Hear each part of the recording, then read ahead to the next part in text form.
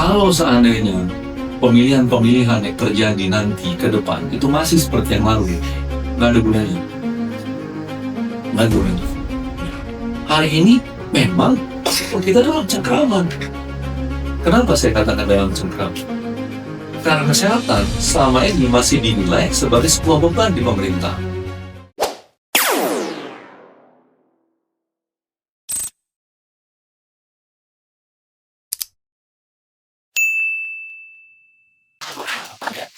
Ya, baik.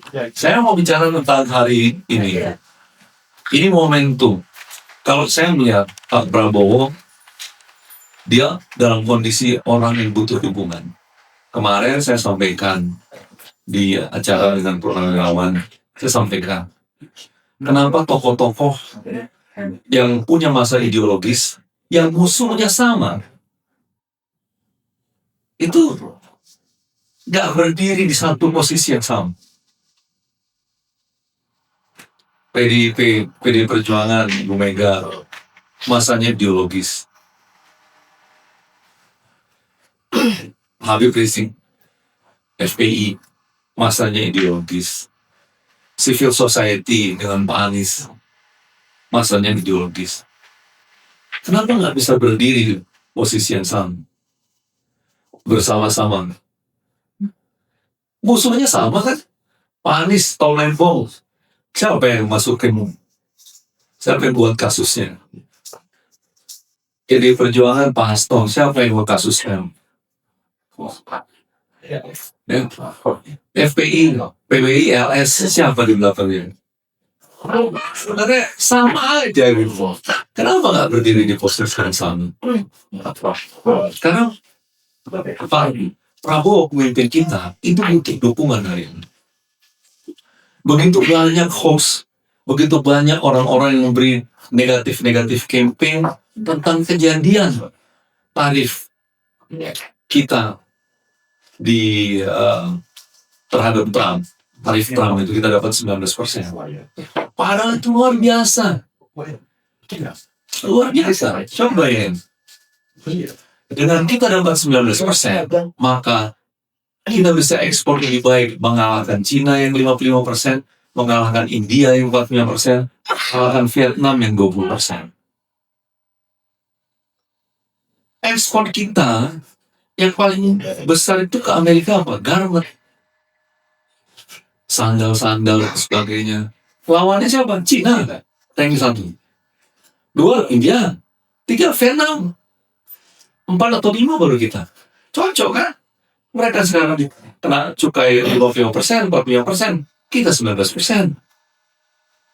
Untung kita. Tapi barang mereka masuk gak pakai cukai. Yang barang mereka masuk gak pakai cukai itu gak ada Trump, kita pun belanja juga keluar. Coba gak sama Amerika aja. Apa? Gandum. Ini kita makan mie hari ini. Cuma bisa makan mie gak ada gandumnya. Gandum itu impor semua. Kedelai ini pakai kecap. Impor semua. Impor semua nih kedelai. Nah sekarang barang itu masuk tanpa cukai. Jadi siap-siap nanti kalau udah realisasi kita belanja tahu goreng, harusnya tahu goreng, tahu isi itu makin murah harganya. Karena harga kedelainya harusnya turun. Karena udah nggak ada cukai masuk ke Indonesia. Selama ini kita beli kemana? Kita beli ke banyak negara, beli ke Cina, beli ke Ukraine. Nah sekarang fokus ke Amerika. Sudah, beli aja ke Amerika. Toh kita pun tetap beli. Apa bedanya? Energi. Minyak, bayangin. Kita setiap hari defisit minyak, bahan bakar minyak 1 juta barang. Lifting kita nggak sampai 600.000, untuk kita 1,6.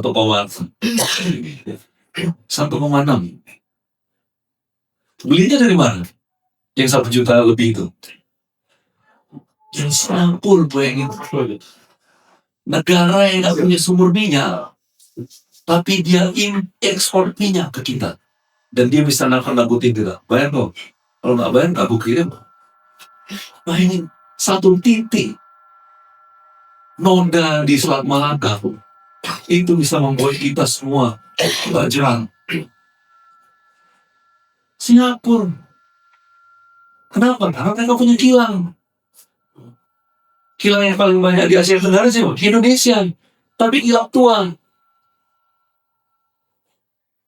Jadi Selain itu Pak, kehilangan. yang kilang. Jadi kita itu beli ke Singapura.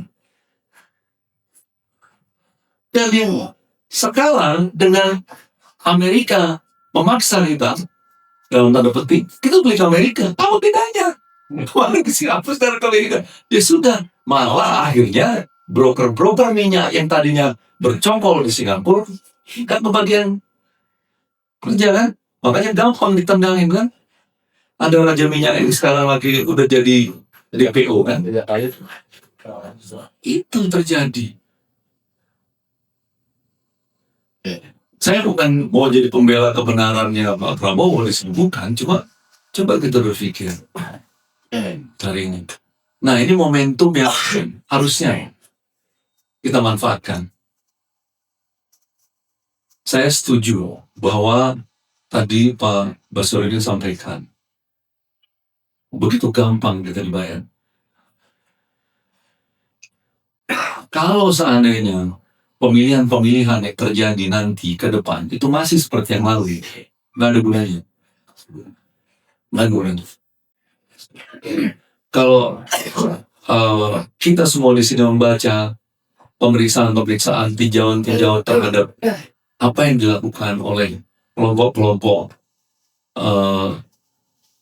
geng Solo dan sebagainya, itu mengerikan.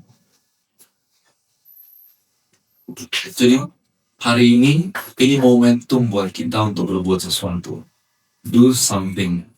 Jadi lepas dari kita hanya bicara seperti ini, adik-adik kita memang kondisinya berbeda, Kamis.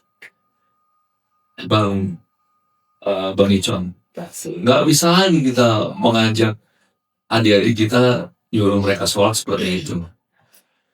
Tapi kalau kita minta misalnya di situ Bang siapa, Bang Heru Munadi itu siapa, ikut gabung sama mereka ngerokok dulu gitu bareng-bareng, baru kemudian azan nih, sholat tuh, atau kita gantian gimana?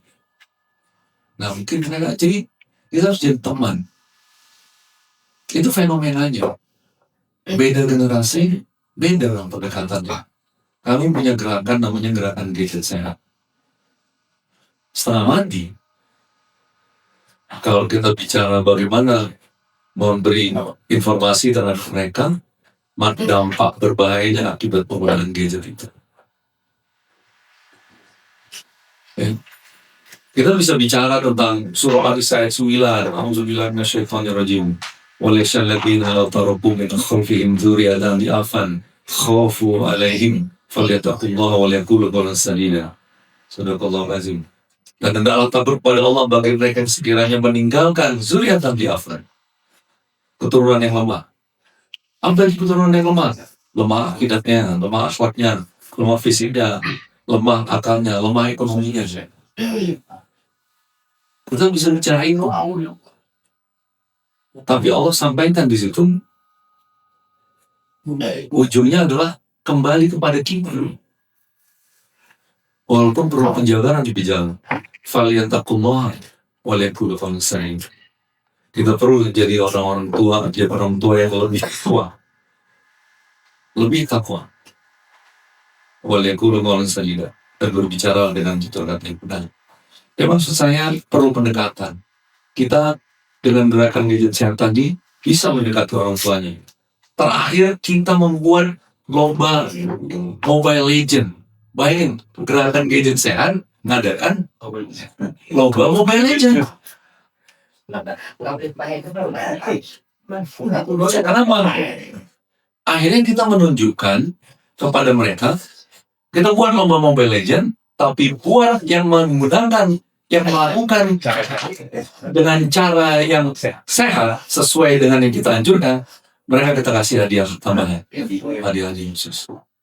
Akhirnya apa? Mereka pun merubah. Oh, harus begini, posisinya begini. Nah, ini memang perlu pendekatan yang berbeda. Nah, saya maksudnya menyampaikan bahwa hari ini kita, ayo bangun, stop bicara masa lalu. Kita mau bicara masa depan. Fokus untuk bicara masa depan. Ayo, apa siasatnya? Apa siasatnya ke depannya? Apa blueprint yang mau disampaikan dari tim NKRI yang perlu kita lakukan? Nah, kalau menyangkut tentang kesehatan, hari ini memang kita dalam cengkraman. Kenapa saya katakan dalam cengkraman? Karena kesehatan selama ini masih dinilai sebagai sebuah beban di pemerintah. Oleh karenanya apa?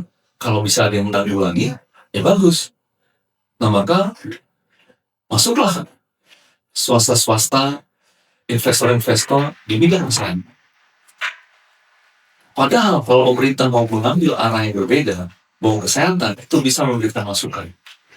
Beberapa pekan yang lalu, pemerintah itu mengeluhkan defisit dan biaya yang begitu besar untuk mengatasi pasien-pasien diabetes dan stroke untuk membayar BPJS. Kenapa? Karena BPJS direbutin sama swasta bahkan. Bahkan ada rumah sakit yang diinvestasikan dari luar, itu juga berebut BPJS. Nah, kalau seandainya BPJS itu memang pemerintah ngotot membiayai hanya bagi mereka yang tidak mampu, dan di rumah sakit pemerintah dengan kualitas terbaik dijaga oleh pemerintah, uangnya kan berputar di situ aja. Tuh. Yang kedua, harusnya pemerintah berpikir, kalau untuk diabetes tadi, pemerintah bukan berpikir menggratiskan pengobatan. Menggratiskan pengobatan itu sama dengan pakai pelampung. Apa kita naik pesawat untuk melihat mana pelampungnya? Kan enggak. Kalau kita naik pesawat, kita berpikir landing dengan selamat. Kita nggak mau pakai pelampung. Kita nggak pernah juga lihat pelampung di bawah tempat duduk kita. Tapi mengobati itu adalah pakai pelampung. Harusnya pemerintah menjaga rakyatnya jangan sakit. Bisa nggak diabetes itu dicegah? Bisa. Bisa nggak kanker payudara itu dicegah? Bisa. Begitu banyak penyakit-penyakit yang bisa dicegah, tapi itu tidak dilakukan. Karena pemerintah salah melihat positioningnya. Kalau puskesmas punya data, mana anak-anak yang lahir dari orang tua yang diabetes, ayahnya diabetes, atau ibunya, atau ayah ibunya diabetes. Mereka punya data, apa yang bisa dilakukan? Anak tadi harus dikontrol oleh puskesmas tadi. Berat badannya dikontrol. Tidak boleh overweight, tidak boleh obesitas. Bahkan menu makanannya dikontrol. Maka dia akan tumbuh menjadi dewasa tanpa diabetes. Bisa sebenarnya. Tapi sekarang Kementerian Kesehatan tidak fokus ke sana. Vaksin TB, perlu nggak kita vaksin TB? Vaksin TB sih. Panjang lagi ceritanya.